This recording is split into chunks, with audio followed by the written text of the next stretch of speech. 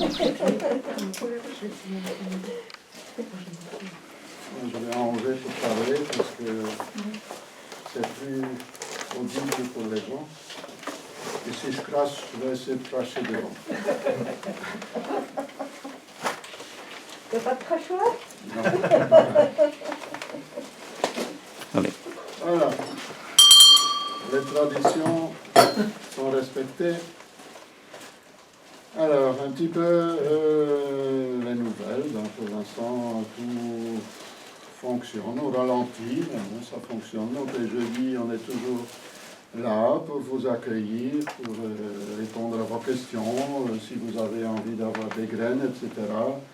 On va bientôt aussi avoir de plus en plus besoin de main-d'œuvre, de bénévoles, parce qu'il y a déjà pas mal de graines qui viennent d'arriver, ça vient au fur et à mesure. Il y en a encore qui doivent être commandées, donc c'est quelque chose qui se fait à longue haleine un petit peu. Donc on va bientôt commencer à mettre les sachets, les graines en petits sachets.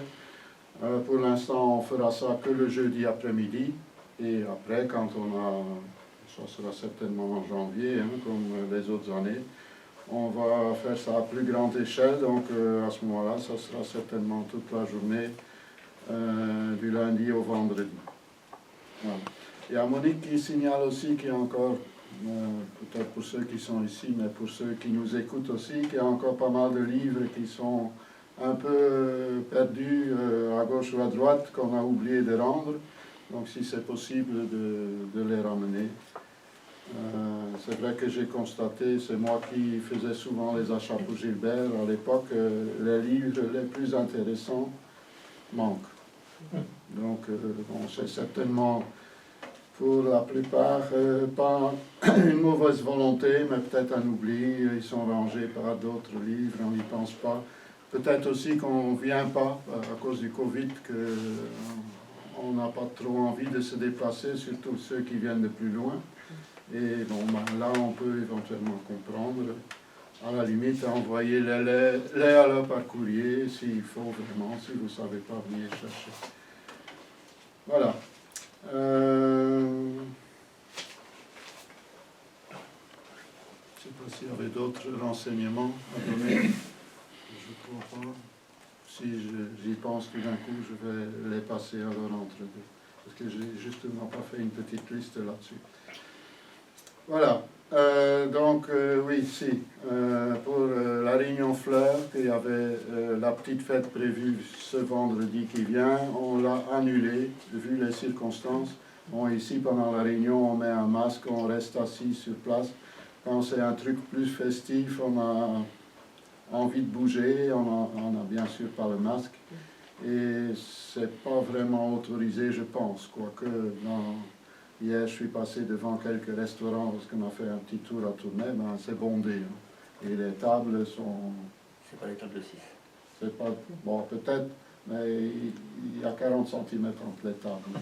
Enfin, moi je suis allé mercredi et Même pas. c'était pas les tables de 6. Ouais. Mais bon, on préfère être réglo et ne pas non plus contaminer nos copains, nos sympathisants aussi. Donc c'est quelque part indiqué, quoi. Voilà. Donc moi je vais un petit peu parler du travail du sol aujourd'hui, et après Michel va un petit peu parler de rotation. Donc je vais moins parler peut-être d'engrais aujourd'hui, je vais réserver ça parce que pour l'instant l'engrais c'est pas maintenant qu'on le met, c'est plus à partir de fin février. Donc je vais peut-être en parler en janvier ou en février un petit peu sur les engrais. Donc le travail du sol avant l'hiver, c'est à mon avis uniquement pour les sols très lourds. Dans le temps on faisait des bouts d'hiver, qu'on disait, donc on creusait une tranchée et on mettait la terre, il y en a encore qui le font, mais très peu. Mais dans le temps, quand on promenait dans les cités ouvriers, on voyait ça dans tous les jardins. Il y a aussi des modes, hein. Mais dans les terrains fort lourds, c'est intéressant parce que l'eau n'évacue pas suffisamment et quand on a beaucoup d'argile, ça devient vraiment dur, comme de la pierre presque. Donc à ce moment-là, quand on fait ça, l'eau elle ruisselle dans les rigoles et peut s'évacuer, mais surtout la terre qui est plus haute reste un peu plus sèche. Donc avec les gelées en plus, ça va un petit peu casser les mottes qu'on a mis au-dessus et ça devient intéressant. On peut cultiver éventuellement au-dessus, on peut aussi éventuellement mettre des choux dans le bas parce que bon, c'est pas maintenant qu'on va planter les choux non plus, il devrait déjà être fait. Hein. Donc ce travail-là aurait pu être fait déjà il y a 1 mois ou 2. On va surtout, oui, ce qu'on peut faire aussi si on ne veut pas faire ce genre de travail-là, c'est soulever le sol avec une grelinette. Hein, donc aérer un petit peu le sol. Une grelinette, il y en a une à vendre si ça vous intéresse. Et on connaît quelqu'un qui en fabrique, donc on peut éventuellement aussi vous renseigner à ce niveau-là. Donc, et surtout ne pas mettre fin, la terre fine. Donc laissez en grosses mottes, parce que le plus que c'est fin, avec les grosses pluies, le plus que vous allez faire un ciment qui va être pire que si vous ne faites rien. Donc, pas émietter et pas passer non plus en motoculteur, sauf à la charrue, mais bon, là il faut déjà être équipé. Ça c'est plus pour les simples jardiniers, comme la plupart d'entre nous en est. Quoi, hein. Ça c'est autre chose. Donc, dans le temps, on allait bêcher le sol. Maintenant, nous, on préconise de ne plus le faire. Et on laissait aussi les mottes, et avec les gelées, ça tombait en petits morceaux. Donc ça, c'était ce qu'on faisait avant. Nous autres, on essaye d'éviter d'avoir un sol lourd. Éviter d'avoir un sol lourd, il ne faut pas aller acheter de l'isomo en miettes pour les mettre dedans. C'est pas ça. Mais il faut que le sol, il le fait tout seul, avec notre aide un petit peu quand même. Donc c'est surtout mettre un paillis au-dessus du sol qui va faire que le sol devient très actif et qui produit de l'humus, une matière noire qui va se mélanger un peu à la fois. Mais ça se fait à une durée indéterminée, je dirais, et ça s'améliore d'année en année. Ce n'est pas la première année que le sol va être très friable, mais après quelques années, moi par exemple, quand je suis arrivé là où j'habite, ça fait quand même 40 ans maintenant à peu près, bon, quand je faisais un trou, je risquais de casser le manche de ma bêche tellement que c'était dur, tandis que maintenant, ben, je sais écarter à la limite pour planter mes choses sans avoir besoin d'un outil. Hein, mais bon, je dis, il y a 40 ans, et ça s'est fait un peu à la fois. Aussi, ce que j'ai constaté, c'est qu'au début, quand je faisais mon tas de compost, hein, ben, on prend un peu à la fois. C'est bien que maintenant, il y a des cours où ce qu'on vous explique et qu'on peut peut-être gagner quelques années d'expérience des autres. Et c'est ça le but un peu de notre association. Hein. Donc, ce que j'ai constaté, c'est que quand je mettais mon compost au-dessus du sol, avant de travailler, ben, j'avais pas beaucoup de bénéfices.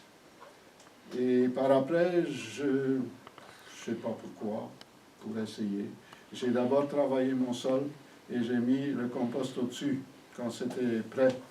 Et là, j'ai vu en une année un énorme changement. Hein. Certainement que les choses qui, à force de travailler le sol, étaient enterrées, peut-être ne se décomposaient pas comme il faut, ou partaient beaucoup trop vite dans le sous-sol. Bon, c'est sûr que quand on a une couche de nourriture au-dessus, les vers de terre et autres vont bien travailler et faire des petites galeries pour venir manger et ça va drainer votre sol. Il va devenir un peu une éponge. À la longue, il devient une éponge. Alors aussi, éviter de trop marcher sur son sol. Ça, c'est important. Donc, soit on travaille avec des planches, quand c'est un sol qui est déjà travaillé, même quand il n'est pas travaillé, qu'il faut aller déposer des affaires, il faudrait avoir minimum deux planches assez longues. On en met une, on marche dessus pour déposer la deuxième, et puis on peut reprendre la première et la mettre plus loin si c'est un endroit assez long. Ou plus court quand on n'a pas la force, donc on doit un petit peu voir comment on fait. Sinon, il faut faire des chemins. Des chemins, par exemple, avec des dalles de récupération, des anciens trottoirs ou d'une maison qu'on change le carrelage. Et alors, moi, je mets les dalles. Donc, une dalle, c'est à peu près 30, je sais plus, 30. Mais je mets au moins 30 entre deux dalles. Donc, je fais un genre de pas japonais. Parce que comme ça me permet de gagner de la place. Par exemple, de mettre un peu de persil, de mettre un peu de salade de blé, de mettre de la salade, des choses qui ne viennent pas trop haut. Donc, voilà, et on passe avec son pied au-dessus. Bien sûr, quand c'est un chou, ben, s'il faut commencer à sauter au-dessus, ça devient très intéressant. Et on met ça à peu près une allée tous les 2 mètres à peu près. Comme ça, on sait arriver jusqu'au milieu de l'un côté, on sait arriver jusqu'au milieu de l'autre côté. Un petit peu la même chose comme les coffres qu'on fait maintenant. Hein. Donc ça, c'est assez récent aussi. Les jardins en carré qu'on appelle aussi, qu'on fait des planches. Là, souvent, on surélève. C'est un pour et un contre. Dans des terrains peut-être lourds, ce sera bien que le sol soit un petit peu plus drainé. D'un autre côté, l'inconvénient, c'est qu'en été, il dessèche plus vite. Et il faut peut-être arroser davantage.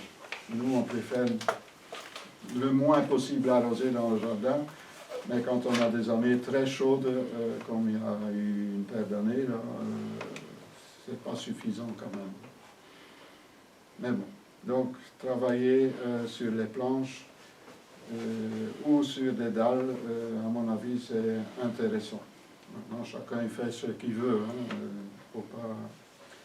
D'ailleurs, une petite anecdote, quand on regardait sur Google, qu'on voit les maisons de haut, on voyait mon jardin, on voyait toutes les dalles comme ça. C'était marrant à voir. Voilà. Donc un compostage de surface est toute l'année ou presque. On le fait souvent en été parce qu'on dit on va garder l'humidité, c'est vrai, c'est très important. Mais en hiver aussi, parce qu'en hiver le sol aussi il est agressé. Il est agressé par les fortes pluies, il est agressé par le froid. C'est vrai que on dit toujours quand il y a gelé assez bien, il y a beaucoup de parasites qui sont morts. Moi j'ai un doute. Parce que les parasites, ils savent presque à l'avance qu'il va faire très froid et ils s'enterrent plus profondément. Donc, quelque part, j'y crois pas trop à cette histoire-là. Il y a peut-être un petit quelque chose de vrai, mais bon, je mets des doutes quand même. Mais le grand avantage, c'est que le sol aussi reste plus chaud. Et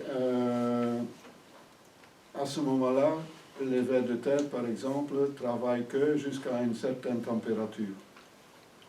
Donc, eux, ils vont travailler plus longtemps, parce que le sol reste plus longtemps un peu plus chaud. Donc, ça veut dire aussi qu'on met une couche d'isolation. Donc, on ne va pas le faire quand le sol est gelé. Et ça, c'est parfois l'erreur qu'on fait, parce qu'à ce moment-là, on garde un sol froid plutôt qu'un sol qui reste plus longtemps un peu réchauffé. Donc il faut faire ça quand le terrain se vide ou entre les légumes, déjà à partir de septembre, mais souvent, logiquement, on doit encore avoir une couche de paillage qu'on a déjà mis en été. Donc il ne faut surtout pas l'enlever avant l'hiver. Laissez-la bien en place. Ou en rajouter si elle devient un peu plus fine. Voilà, ce sont bien sûr ces paillages aussi qui vont nourrir le sol. Nourrir le sol, ce n'est pas la terre qui se nourrit, mais c'est toutes les bactéries, les micro-organismes, les vers de terre qui vont décomposer cette matière, qui vont rendre cette matière accessible aux racines et aux plantes, et qui vont donner, entre guillemets, un engrais. Mais bon, la prochaine fois, je parlerai des engrais, parce qu'il y a des engrais qui sont nommés engrais, et il y a des choses qu'on met aussi, qu'on dit que c'est un amendement. Mais ça, j'expliquerai la fois d'après. L'amendement peut être fait toute l'année, tandis que l'engrais, on va plutôt Donc j'avance déjà sur mon discours de la prochaine fois, mais bon, c'est pas grave. Donc l'engrais va peut-être travailler un peu plus vite et sera peut-être en grande partie perdu si on le met trop tôt. Donc pour l'instant, ne mettez pas, surtout pas d'engrais, éventuellement de l'amendement, mais l'engrais on attend. Donc c'est quand même intéressant que j'en parle maintenant. La même chose pour la cendre de bois, qui travaille bien, mais assez vite. Donc stockez-la pour l'instant dans des bidons et mettez-la plutôt au printemps, surtout pas là où ce qu'on va semer, parce que c'est un antigerminatif. Quelqu'un hier m'a demandé si ça pouvait servir pour maintenir les plants de pommes de terre, ou plutôt les pommes de terre de consommation pour qu'ils ne germent pas. J'ai dit ça ne peut pas faire de tort, mais je ne sais pas si la grosse patate avec un petit peu de cendre, c'est quelque chose peut-être à essayer, pourquoi pas. Longtemps on vend des poudres, mais qui sont quand même plus ou moins toxiques pour la santé. Bon, si on peut le faire avec des cendres de bois, c'est peut-être intéressant. Mais ça, il faudrait mettre un petit tas de pommes de terre de côté, mettre un peu de cendre de bois et voir comment ils réagissent vis-à-vis des autres. Et si jamais vous faites des expériences comme ça, signalez-le, comme ça on peut le partager avec tout le monde. Oui, donc il y a le paillage et il y a aussi l'engrais vert. L'engrais vert est fort intéressant, c'est un peu tard maintenant encore de semer de l'engrais vert. Il faut plutôt attendre alors le printemps, mais au printemps souvent on a besoin de tout son terrain pour pouvoir planter des choses.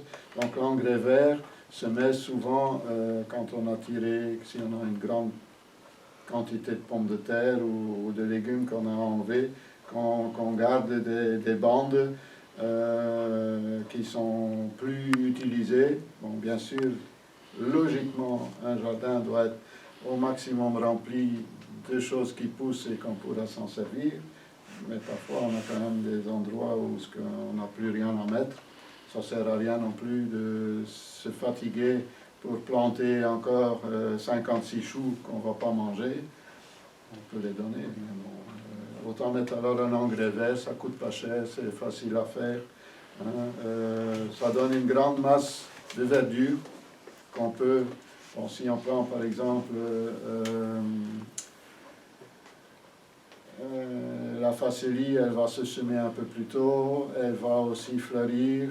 Si on met par exemple la moutarde, elle va s'auto-détruire avec les gelées, si c'est une année de gelée.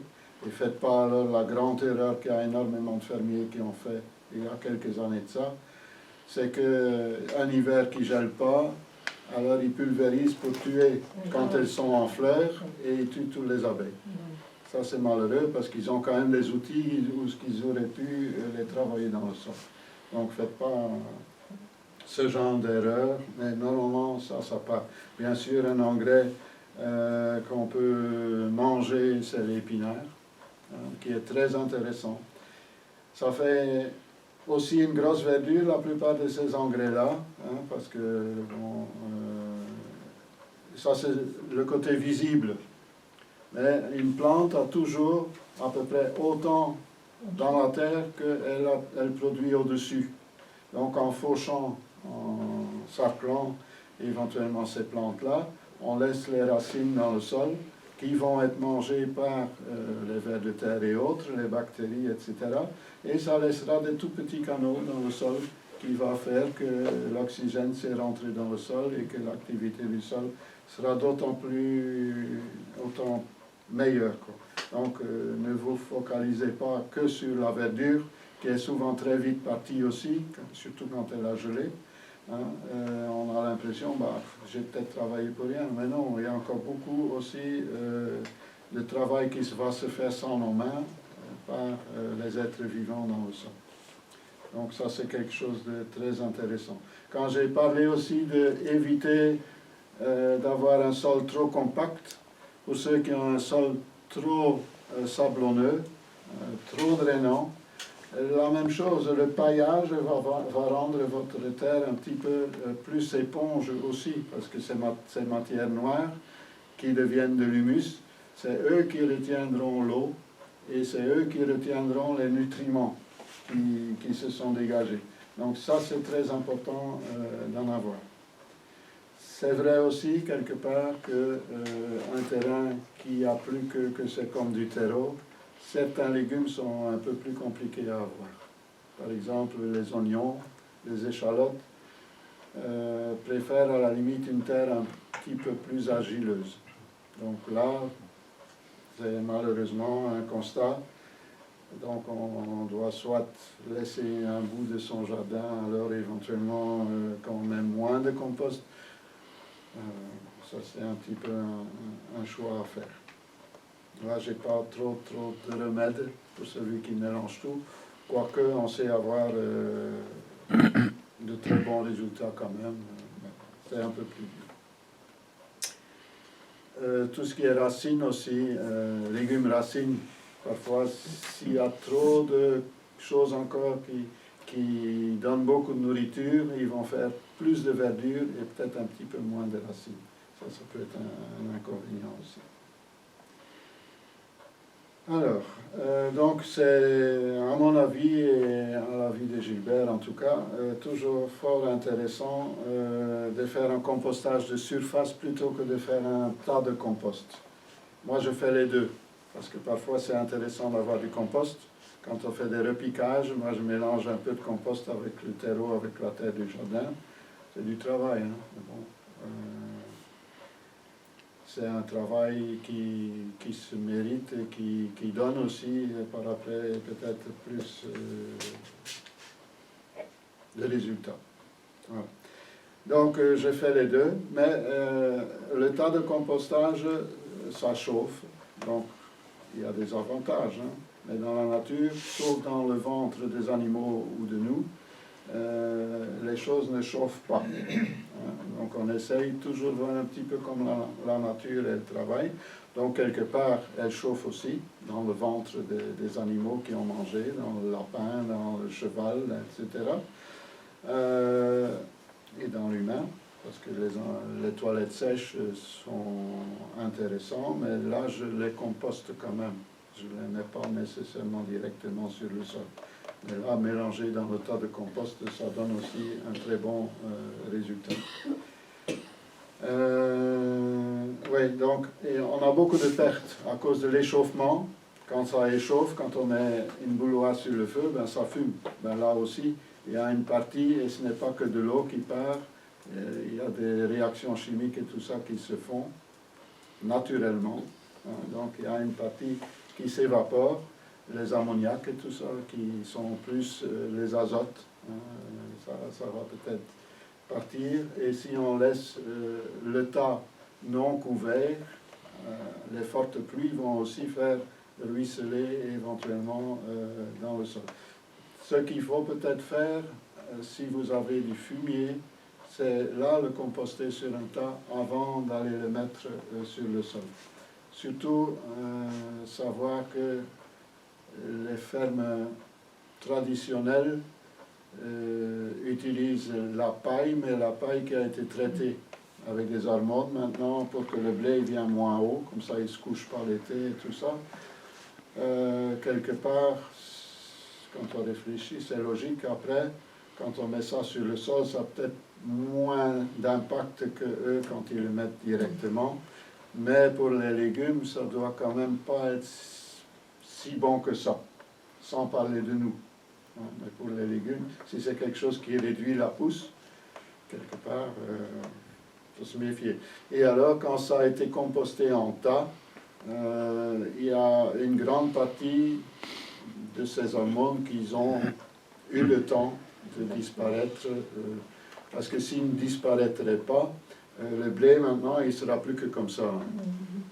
Donc la nature agit toujours, mais il faut un certain temps. Donc là, en compostage, sur tas, le fumier, à mon avis c'est mieux. Attendre un an avant de les pondre sur le jardin, c'est mieux.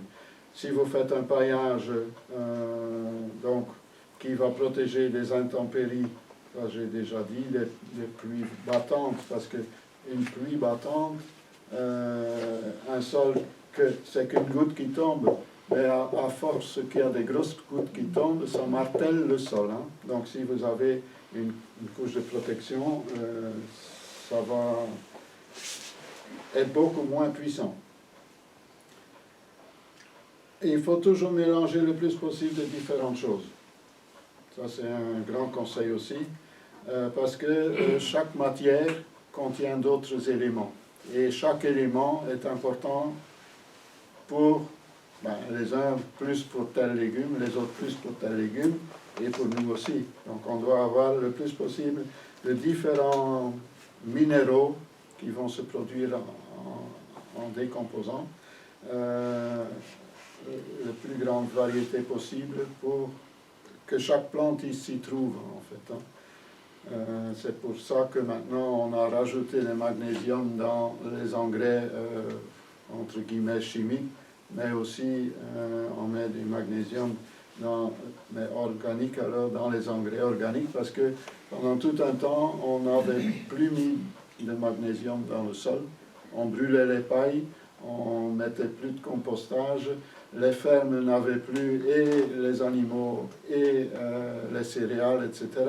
Donc il y avait un manque et les gens ils étaient obligés de prendre du magnésium en cachet pour être en bonne santé. Donc chaque élément est important. Le fer, le zinc, l'or, il y a de tout dans les plantes. Par exemple, les fleurs de beurre contiennent de l'or. Quand on les recycle, on donne, c'est infime, hein, c'est pratiquement rien, mais c'est très important.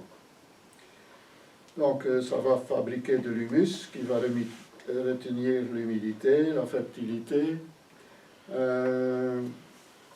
les mycorhizes aussi. Ça c'est quelque chose qu'on ne pense pas souvent, mais de plus en plus on en parle hein, dans les livres et dans les émissions et tout ça. Mycorhizes c'est quoi? C'est des bons champignons accompagnatrices des plantes hein, qui sont importants. Et dans une forêt, c'est comme un internet, ça relie vraiment tout et tous les arbres entre eux. Et ça peut faire des tapis de kilomètres d'étendue. Hein. C'est pour ça aussi qu'on essaye d'éviter de travailler le sol. Donc quand on a un sol qui a été entretenu avec toujours des paillages, etc., on n'est plus obligé à la longue de commencer à travailler le sol du tout. Et peut-être à la grelinette un petit peu, mais si on peut évitons-le. Moi, je le fais de moins en moins. Ça fait 40 ans que je travaille mon terrain, donc c'est peut-être plus facile pour moi que pour un débutant. Mais faites un petit trou là où vous avez planté, vous allez planter, écartez légèrement le paillage éventuellement, faites un trou, plantez et semez hors sol. Moi, c'est ma façon de faire. Maintenant, c'est plus long, c'est plus de travail hors sol. Mais pour un petit jardinier, je sais pas, c'est une demi-heure qui passera moins au café, il va gagner 10 €. Donc, voilà. À ce moment-là aussi, on ne détruit pas ces mycorhizes. Donc, on les laisse en place. Et ils vont très vite se réinstaller. Tandis que quand on travaille le sol, ben, c'est vrai qu'on casse toute cette chaîne qui va l'un vers l'autre. Et ben, quand on lit certains ouvrages spécialisés, on sait que même un arbre communique avec un autre arbre, etc., par ses racines, mais aussi par les mycorhizes. Hein.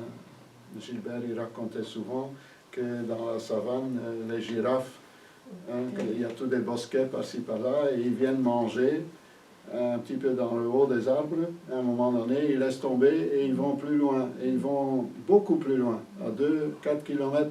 Pourquoi? Parce que les arbres se sont protégés en émettant une substance toxique ou de mauvais goût pour la girafe.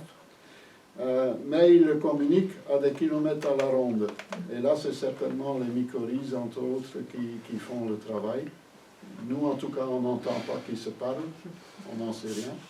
Hein, mais il y a des études là-dessus aussi, hein, sur que les plantes ils se parlent entre elles, etc. Bon, je ne vais pas aller aussi loin, mais c'est toujours intéressant un petit peu de se documenter là-dessus. En fait, c'est une communication chimique. C'est surtout une communication chimique. Ouais. Donc voilà. Donc ils doivent se déplacer 2, 4, 10 km plus loin pour trouver des arbres qui n'ont pas eu le signal et qui peuvent remanger. Et après, ils vont revenir peut-être quelques semaines après aux premiers arbres qu'ils ont commencé. Et là, la toxicité sera disparue. Oui, ça j'ai déjà dit, donc les différents produits le plus possible, et surtout aussi pour les tonnes de pelouse. Si vous avez des tonnes de pelouse, il ne faut pas apporter au conteneur, c'est très intéressant de les garder, surtout c'est en été qu'on les a, donc pour faire le mulching par au-dessus, mais ne mettez pas des grosses couches parce qu'ils vont fermenter à ce moment-là et ils vont faire une couche imperméable au niveau de l'oxygène. Donc le sol ne sera plus oxygéné et en plus ça va sentir très mauvais. Il faut les mettre fraîches ou il faut les faire sécher? On peut les faire sécher, mais on peut les mettre comme ça du moment qu'on ne met pas plus que 2 cm à la fois. Mais toutes les semaines on peut remettre 2 cm. Hein. Si on a un petit jardin, une grande pelouse, toutes les semaines on peut en rajouter un petit peu, ils vont se sécher tout seuls. Une fois que c'est sec, c'est sûr que la matière change et ça ne va plus coller aussi fort ensemble. Oui, et puis l'été, ça va très vite, Ouais. tandis que l'automne, ça ralentit, puisque la température a diminué. Et l'hiver, encore moins. Donc au début d'automne, il ne faut pas avoir peur de passer quand même encore la tondeuse pour ramasser les feuilles. Et en même temps, il y aura un petit peu encore d'herbe qui va être mélangée dedans. Et là, c'est vraiment bon, hein, parce que là, vous avez du carbone et du vert, hein, du brun et du vert qui se mélangent et étaler ça. À ce moment-là, s'il y a beaucoup de feuilles dedans, si ce n'est pas que de l'herbe, vous pouvez mettre même un petit peu plus à la fois. Donc, et passer de temps en temps une fois pour ramasser les feuilles, elles vont déjà être un petit peu coupées. Et vont se décomposer encore plus vite, quoique les feuilles ordinaires sont parties pour le printemps, on ne les voit plus. Hein. Il n'y a que peut-être les feuilles de chêne, de platane et d'autres il y a des feuilles plus coriaces qui vont mettre plus longtemps. Mais bon, laissez-les en surface, hein. Même s'ils se décomposent qu'en 2 ans de temps, ils vont se décomposer, ils vont donner leur apport d'éléments qui ne seront peut-être pas dans les autres éléments, justement. Hier aussi, on me demandait, parce que je dis hier 2 fois, parce que j'avais eu il n'y avait pas un cours, mais le rassemblement des jardiniers hein, en Échin. Donc j'ai eu la question, j'ai un noyer, est-ce que je peux mettre les feuilles? C'est vrai qu'il y a beaucoup de tanins dans les feuilles de noyer, même dans les feuilles de chêne éventuellement aussi. À ce moment-là, je donne le conseil de les étaler. Mais étaler alors, pas faire des gros tas, mais un petit peu partout, vous en mettez un peu partout, ça ne va pas faire de tort. Et si vous faites un silo par exemple, pour conserver les carottes ou les pommes de terre dans un endroit qui peut avoir un petit peu des nuisibles, c'est-à-dire des souris, des rats, des campagnols, ben, mélangez un petit peu de feuilles de noyer. Ils n'aiment pas trop ça. Donc, je ne veux pas dire que c'est à 100% efficace, mais ils n'aiment pas trop ça. Aussi, éventuellement, des branches de sahu, de sureau. C'est sûrement l'odeur qui les repousse un petit peu. Donc, tout ça, c'est des petits remèdes de grand-mère sans